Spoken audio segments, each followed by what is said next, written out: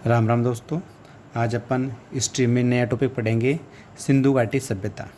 देखो मित्रों, सिंधु घाटी सभ्यता से, ये सिंधु नदी के कारण इसका नाम पड़ा था सिंधु घाटी सभ्यता। देखो, सिंधु से अपना शब्द बना हिंदू।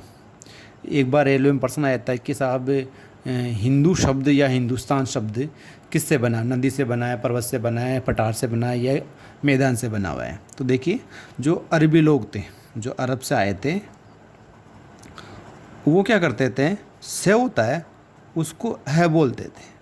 ठीक है, वो क्या करते थे, जैसे इनको सिंधु बोलना है तो सिंधु ने बोल कर उनसे क्या बोला, हिंदू बोला। ठीक है, तो सिंधु से नाम क्या बना, हिंदू। और हिंदू जहाँ रहते हैं उस जगह का नाम पड़ा हिंदुस्तान। ठीक है मित्रों, इस प्रकार ये अपना जो हिंदू शब्द है वो सिंधु नदी से ही बना हुआ है। ठीक है, अपन बात करते हैं सिंधु घाटी सभ्यता की। अब देखो, हड़प्पा के टीलों की ओर ध्यान आकर्षण करना। देखो, सबसे पहले जो अंग्रेजों के काल में एक व्यक्ति था जिसने 1826 में, कब की बात है, 1826 में सबसे पहले ये बताया कि साहब ये जो टीले हैं वो कुछ स्पेशल है, कुछ विशेष है, इसमें कुछ पुरानी सामग्री मिल सकती है। इस बारे में लोगों का ध्यान आकर्षित करवाया। उसका आदमी का नाम क्या था, देखिए, टीले होते हैं, टीलों को मान लो बराबर करना हो तो अपन कारीगर को बुलाएंगे, मजदूर को बुलाएंगे। ठीक है, कारीगर इंग्लिश में बोलते हैं मेसन, बोलते नहीं बोलते, तो आप नाम याद कर लेना, चार्ल्स मेसन। चार्ल्स मेसन ने सबसे पहले हड़प्पा के टीलों की ओर लोगों को ध्यान आकर्षित करवाया। ठीक है मित्रों, आगे चलते हैं। फिर आता है कि हड़प्पा स्थल की सूचना सरकार को देना। देखिए कि इसके 30 साल बाद में, यानी 1856 की बात है, लाहौर जो वर्तमान पाकिस्तान में है, लाहौर से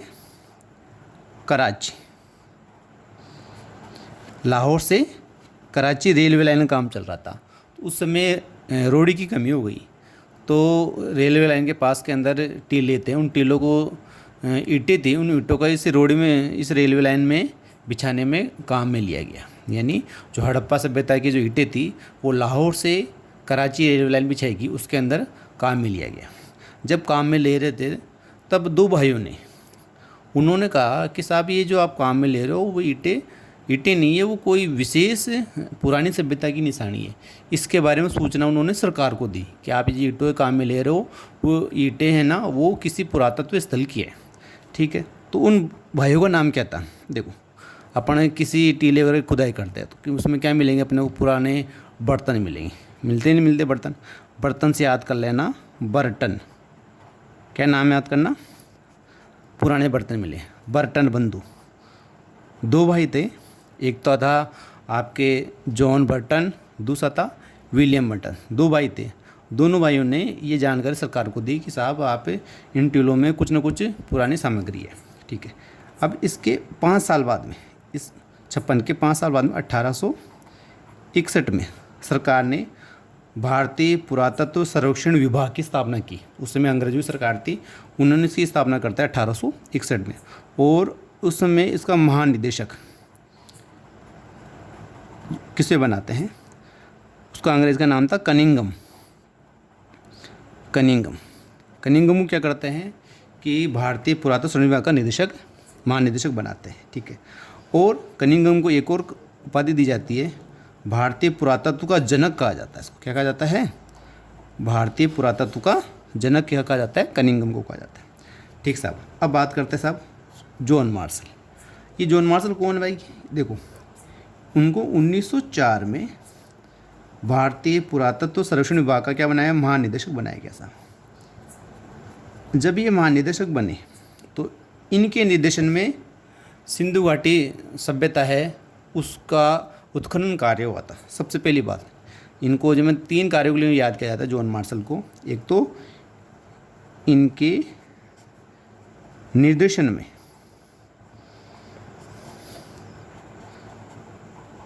हड़प्पा सभ्यता का उत्खनन हुआ सा एक, इसलिए जॉन मार्शल को याद किया जाता है। दूसरा, इन्होंने सिंधु सभ्यता जो सिंधु सभ्यता हड़प्पा से जो नाम दिया गया सिंधु सभ्यता, वो नाम देने वाले व्यक्ति कौन थे? जॉन मार्शल ही थे। इन्होंने ही इस सभ्यता का नाम क्या दिया? सिंधु सभ्यता दिया। ठीक है। इसके अलावा सिंधु सभ्यता का सर्वप्रथम सबसे पहले काल निर्धारण, यानी कब से कहाँ तक है, सर्वप्रथम काल निर्धारण करने वाले कौन थे भाई? अपने जॉन मार्शल ही थे। इन्होंने सिंधु घाटी सभ्यता का सबसे पहले काल निर्धारण बताया, वो अपन नीचे पढ़ेंगे। ठीक है। इन्होंने जो काल निर्धारण बताया था वो बताया था हमने 3250 ईस्वी पूर्व से लेके 2750 ईस्वी पूर्व, सबसे पहले इन्होंने ही बताया था, उससे पहले किसी ने नहीं बताया था। ठीक है। इन्होंने इसको नाम दिया सिंधु घाटी सभ्यता को, सिंधु सभ्यता नाम इन्होंने ही दिया था, महानिदेशक साहब ने। ठीक। इसके अलावा जो उत्खनन कार्य हुआ था इनके निर्देशन में हुआ, उस समय जो महानिदेशक कौन थे? जॉन मार्शल ही थे। ठीक है मित्रों। अब आ गए थे अपन हड़प्पा सभ्यता। देखो अब इसकी सभ्यता के, सिंधु घाटी सभ्यता के विभिन्न नाम दे रखे हैं। सबसे पहला है हड़प्पा सभ्यता। इसको हड़प्पा सभ्यता क्यों कहते हैं? कि सबसे पहले जो नगर खोजा गया था वो हड़प्पा था, इस कारण इसका नाम पड़ा हड़प्पा सभ्यता। ठीक है। फिर आता है सैंधव सभ्यता। सैंधव सभ्यता या सिंधु घाटी सभ्यता, सिंधु नदी के आसपास होने के कारण इसका नाम पड़ा सैंधव सभ्यता या सिंधु सभ्यता। ठीक है। सिंधु घाटी के आसपास क्षेत्र होने के कारण इसका नाम पड़ा सिंधु घाटी सभ्यता। फिर आता है सिंधु सरस्वती सभ्यता, भी नया नवीन नाम है इसका। देखिए सिंधु नदी के आसपास तो थे, इसके अलावा भारत में जो सरस्वती नदी थी पुरानी, उस नदी के आसपास के इलाकों में बहुत सारे पुराने स्थल खोजे गए, तो इस कारण इसका नवीन नाम क्या दिया गया?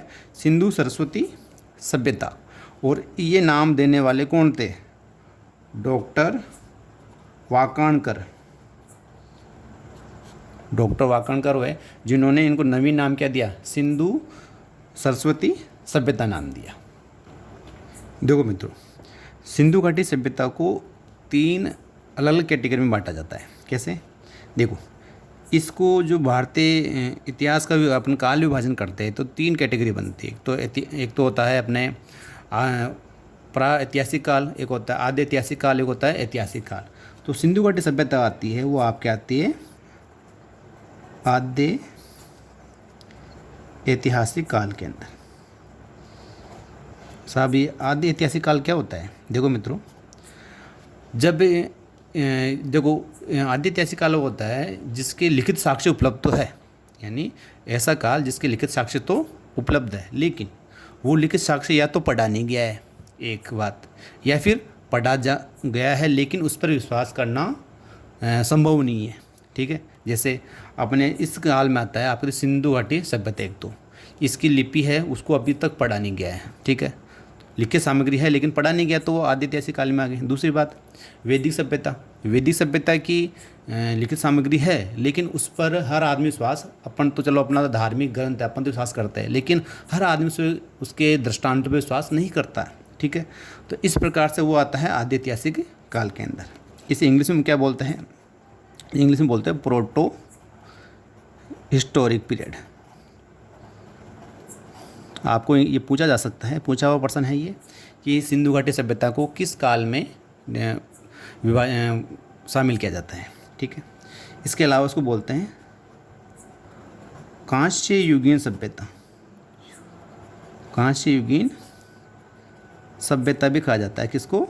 सिंधु घाटी सभ्यता को। देखो कांस्य युगीन क्या होता है? कांसा अपना बनता है, जो अपना कांसा बनता है वो बनता है तांबा प्लस टिन से। तो इस सभ्यता के अंदर जो धातुएं मिली वो ज़्यादातर कांसे की बनी हुई है, इसलिए कांस्य युगीन सभ्यता कहा जाता है। ठीक है। इसके अलावा इसको बोलते हैं नगरीय सभ्यता भी कहते हैं। नगरीय सभ्यता यानी इस सभ्यता के अंदर नगर अधिक मिले हैं, इसलिए इसको नगरीय सभ्यता के अंदर शामिल किया जाता है। जैसे वैदिक सभ्यता है उसमें गांव ज़्यादा मिले हैं या गांव में लोग ज़्यादा रहते थे, इसलिए उसको ग्रामीण सभ्यता कहा जाता था। और ये अपनी जो सिंधु घाटी सभ्यता है वो एक नगरीय सभ्यता थी। अपन बात करते हैं सिंधु घाटी सभ्यता या हड़प्पा सभ्यता का विस्तार। देखिए मित्रों, मैंने ये क्रॉस के चिन्ह बनाए हैं। ठीक है। ऊपर दिशा अपने उत्तर है, नीचे दक्षिण है, इधर पूर्व है, इधर पश्चिम है। ठीक है। अब देखो सिंधु घाटी सभ्यता क्या है? ये अपनी चौड़ाई में ज़्यादा है, ये चौड़ाई है, ये ज़्यादा है, यानी अपने पश्चिम से लेके पूर्व की ओर इसकी ये 1600 किलोमीटर है, और उत्तर से दक्षिण इसकी लंबाई थी 1400 किलोमीटर।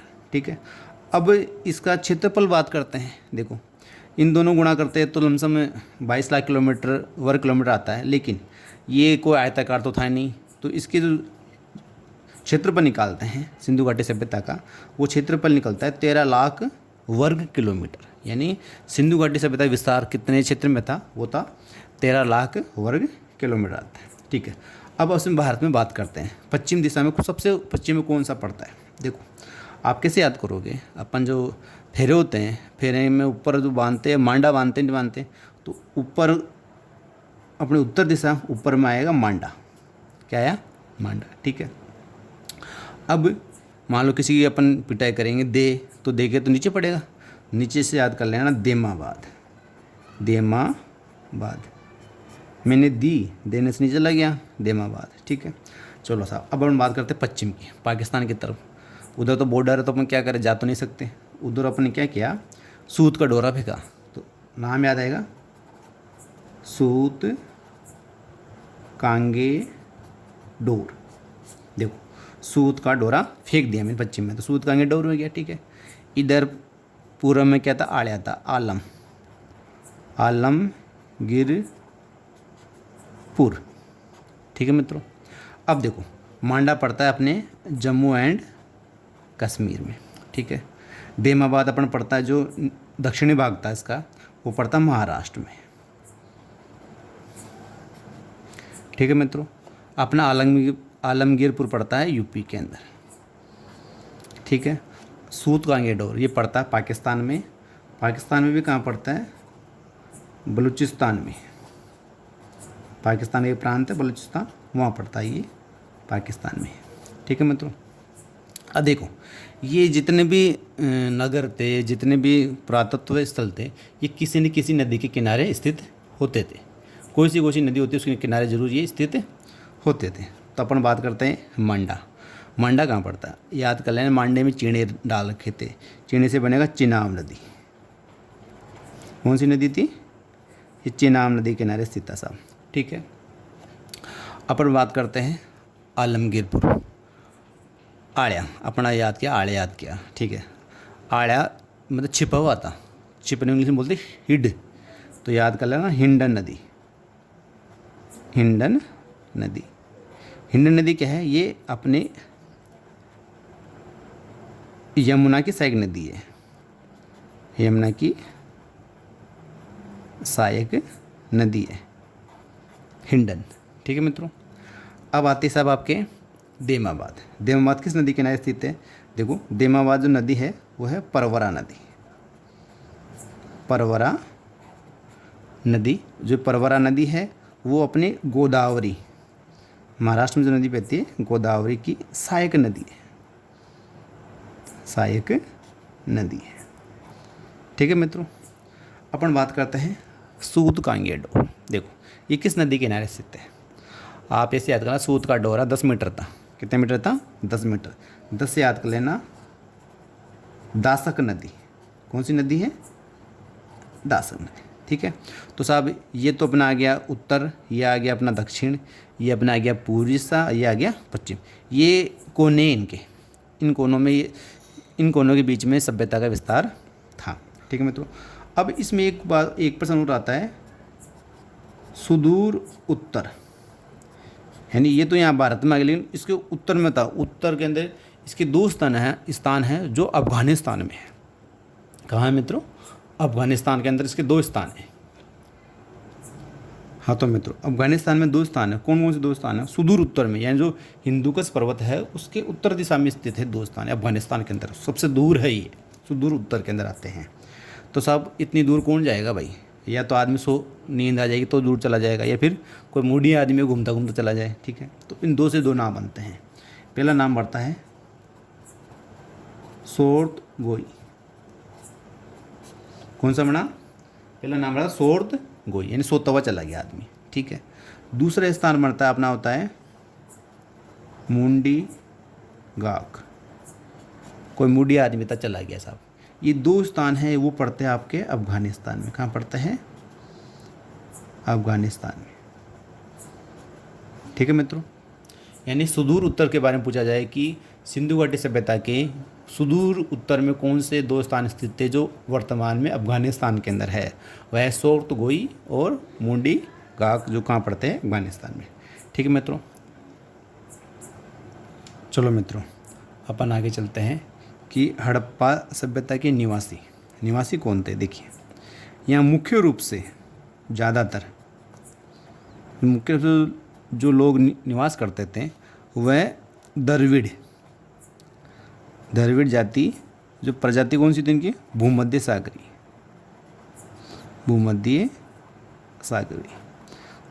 और भी प्रकार के थे, लेकिन जो ज़्यादातर लोग कौन से थे? वो द्रविड़ थे और भूमध्य सागरी लोग थे वो। ठीक है मित्रों, अब अपन बात करते हैं हड़प्पा सभ्यता का काल विभाजन। इसका काल कब से कहाँ तक माना जाता है? देखो, जो सर्वमान्य काल है, जो कार्बन 14 से बताया, विज्ञान को तो कोई झूठा बता ही नहीं सकता। ठीक है, ये बता साहब 2350 से लेके 1750, यानी लमसम इसने टाइम पीरियड बताया वो 600 का बताया। ठीक है, 2350 ईस्वी पूर्व से लेके 1750 ईस्वी पूर्व तक है, कार्बन 14 के अनुसार है। इसके अलावा एक डीपी अग्रवाल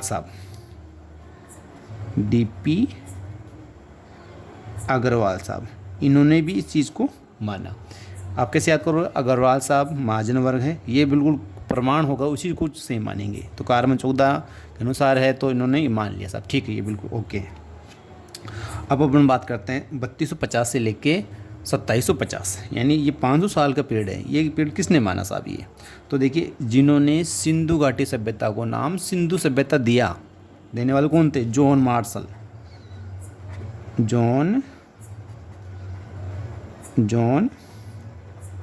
मार्शल, इन्होंने साहब ये नाम दिया। यानी ये 3250 ईस्वी पूर्व से लेके 2750 ईस्वी पूर्व तक का पीरियड इन्होंने माना साहब। ठीक है, अपन बात करते हैं अब 2500 ईस्वी पूर्व से लेके 1500 ईस्वी पूर्व, यानी 10 साल का 1000 साल का पीरियड है ये। तो इस 1000 साल पीरियड को किसने माना भाई? देखो, एक अंग्रेज का नाम है। देखो, ये इतना बड़ा पीरियड किसी ने नहीं माना, एक मात्र किसी ने माना, उसका नाम, यानी ये पूरा राउंड घुमा दिया पूरा 1000 साल का। ठीक है, तो राउंड गोल होता है, पहिया भी गोल होता है, पहिया इंग्लिश में बोलते हैं व्हीलर याद कर लेना। यानी व्हीलर ने पूरे क्या माने? 1000 साल माने, 2500 लेके 1500 ईस्वी पूर्व तक। ठीक है, अब बात करते हैं साहब 2500 ईस्वी पूर्व से लेके 1800 ईस्वी पूर्व, यानी इसमें 2 साल कम कर दिए। ठीक है, ये किसने माने भाई साहब? ये माने NCERT,